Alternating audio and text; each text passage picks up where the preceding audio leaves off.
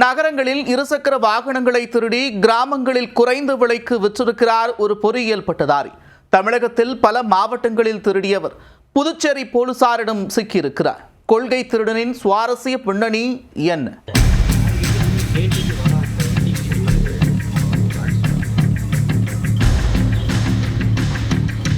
புதுச்சேரி முத்தரையர்பாளையம் பகுதியை சேர்ந்தவர் ஜெய்சங்கர் பொதுப்பணித்துறை அலுவலகத்தில் ஊழியராக இருக்கிறார். இவர் கடந்த மாதம் 25ஆம் தேதி காலை நகரப்பகுதியில் உள்ள பொதுப்பணித்துறை அலுவலகத்திற்கு தன்னுடைய இருசக்கர வாகனத்தில் பணிக்கு சென்றுள்ளார்.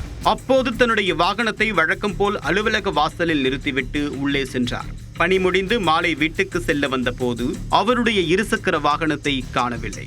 இது குறித்து ஜெய்சங்கர் கொடுத்த புகாரின் அடிப்படையில் பெரிய கடை காவல் நிலைய போலீசார் வழக்கு பதிவு செய்து அந்த பகுதியில் பொருத்தப்பட்டிருந்த சிசிடிவி காட்சிகளை ஆய்வு செய்தனர்.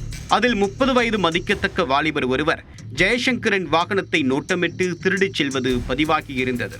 இதனிடையே புதுச்சேரி நகர பகுதியில் தொடர்ச்சியாக 11 இருசக்கர வாகனங்கள் திருடு போனதாக புகார்கள் வந்ததை அடுத்து இது தொடர்பாக கிழக்கு குற்றப்பிரிவு போலீசாரிடம் வழக்கு ஒப்படைக்கப்பட்டது. குற்றப்பிரிவு போலீசார் அனைத்து சிசிடிவி காட்சிகளையும் ஆய்வு செய்ததில் ஜூலை 25ஆம் தேதி முதல் அடுத்த 10 நாட்களுக்கு இருசக்கர வாகன திருட்டில் ஈடுபட்டது ஒரே நபர் என தெரிய வந்தது. அந்த மர்ம நபர் குறித்து போலீசார் தீவிர விசாரணை செய்ததில் அவர் விழுப்புரம் மாவட்டம் வழுதாரெட்டியை சேர்ந்த ராஜாதுரை என்பது தெரிய வந்தது.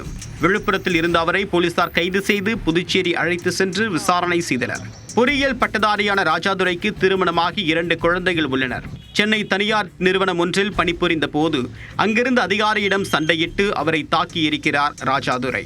இதனால் ஆத்திரம் அடைந்த அந்த அதிகாரி ராஜாதுரை எந்த நிறுவனத்திலும் பணிபுரிய முடியாதபடி அவரை பிளாக் மார்க் செய்துள்ளார்.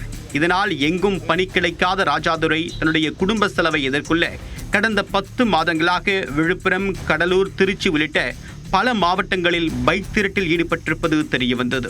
நகர பகுதிகளில் திருடிய இருசக்கர வாகனங்களை கிராமப்புறங்களில் குறைந்த விலைக்கு விற்பனை செய்து வந்துள்ளார். ஒரே பகுதியில் தொடர்ந்து திருடினால் போலீசார் தன்னை சுலபமாக கைது செய்து விடுவார்கள் என்பதை கணித்த ராஜாதுரை இடத்தை மாற்றி மாற்றி திருடியிருக்கிறார்.